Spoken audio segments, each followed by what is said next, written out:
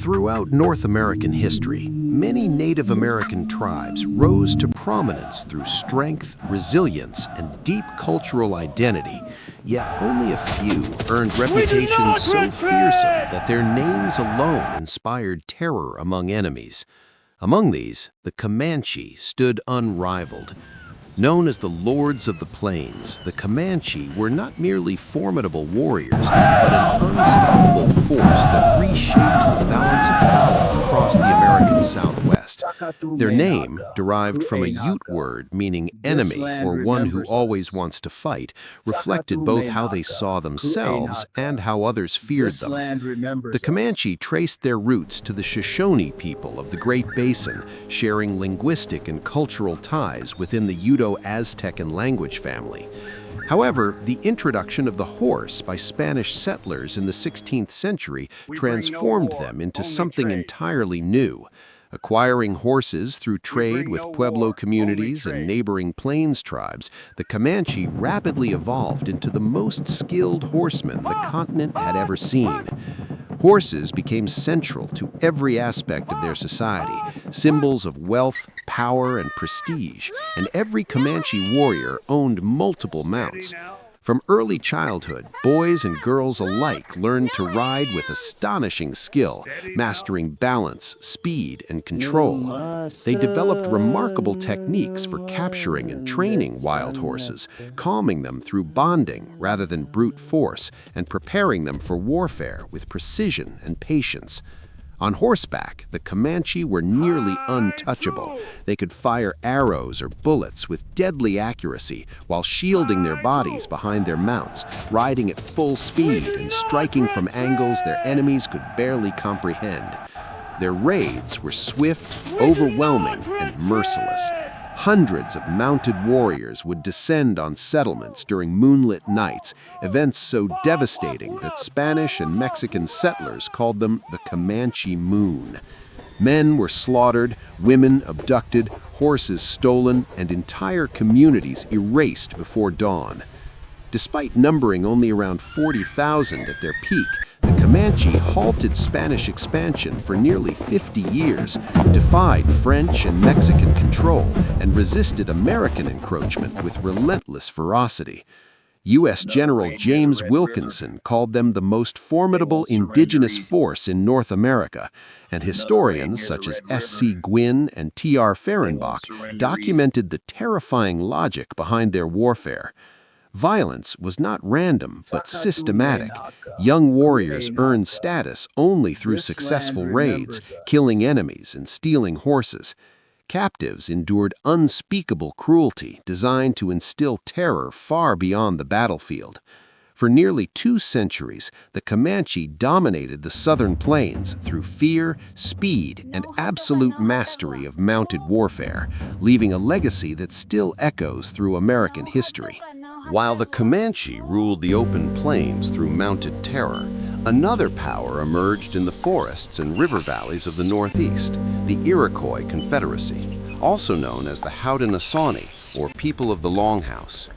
This formidable alliance, composed of the Mohawk, Oneida, Onondaga, Cayuga, Seneca, and later the Tuscarora nations, represented one of the most advanced political and military systems in indigenous North America.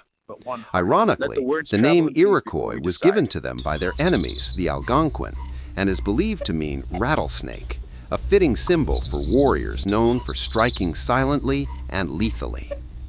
From childhood, Iroquois boys were trained for war, learning to wield bows, clubs, spears, and tactical discipline with precision. Adolescence brought real combat experience as youths joined raids against rival tribes, forging fighters who showed no hesitation and no mercy. The Iroquois were expansionists, and their ambition fueled decades of brutal conflict known as the Beaver Wars during the 17th century. In their relentless drive for territory and control of fur trade routes, they shattered powerful nations such as the Huron, Erie, and Susquehannock, either absorbing survivors or annihilating entire communities. One of the most feared aspects of Iroquois warfare was their treatment of captives.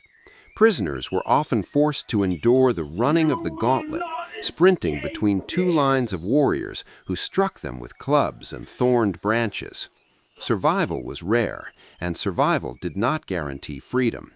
Torture and ritual execution were tools not just of cruelty, but of psychological warfare, meant to break enemies and reinforce dominance. What truly distinguished the Iroquois Confederacy, however, was unity.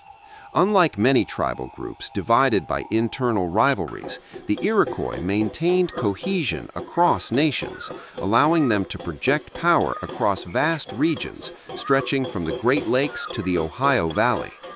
This unity proved decisive during the French and Indian War, when the Confederacy aligned strategically with the British, leveraging European conflicts to their own advantage.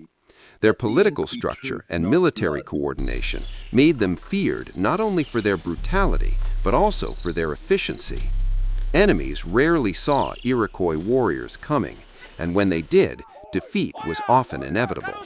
The Confederacy's ability to combine terror, discipline, and diplomacy cemented its place as one of the most dominant indigenous powers in North American history. If fear had a shadow that moved silently across deserts and mountains, it would belong to the Apache people. Descended from the southern Athabascan peoples, the Apache occupied an immense and rugged territory stretching from the Arkansas River to northern Mexico and from central Texas to Arizona. Surrounded by powerful enemies, including Spanish colonists, Comanche raiders, Ute warriors, and later the United States Army, the Apache survived through adaptability, stealth, and ruthless efficiency.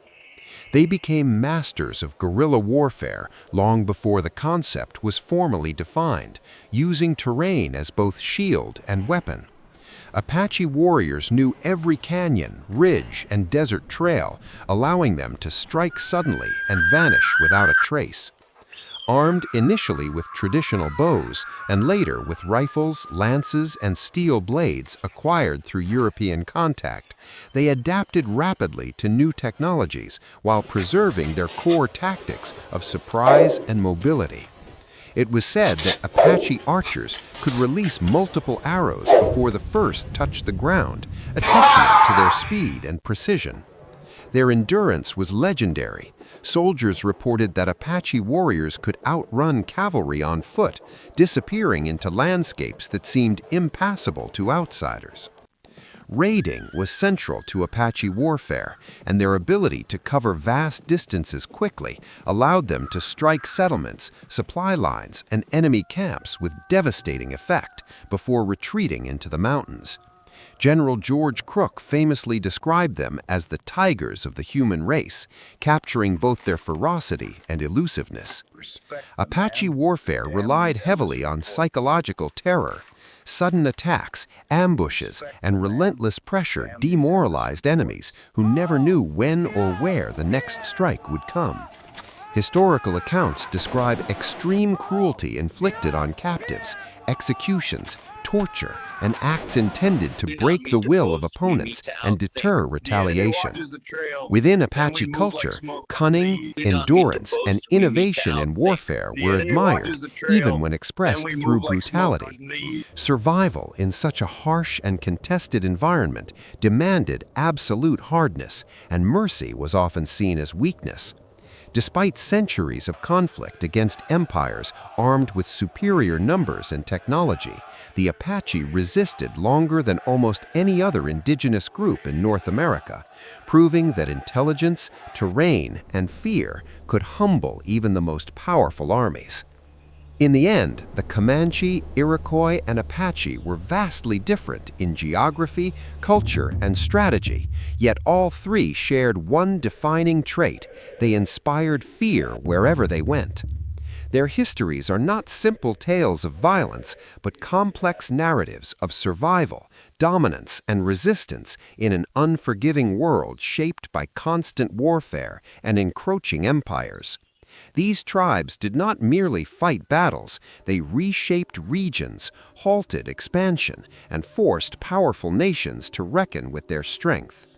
Their legacies remain etched into history as symbols of unmatched ferocity, resilience, and influence, forces that challenged empires, shattered enemies, and left stories so chilling that they continue to We echo across remember those who generations. stood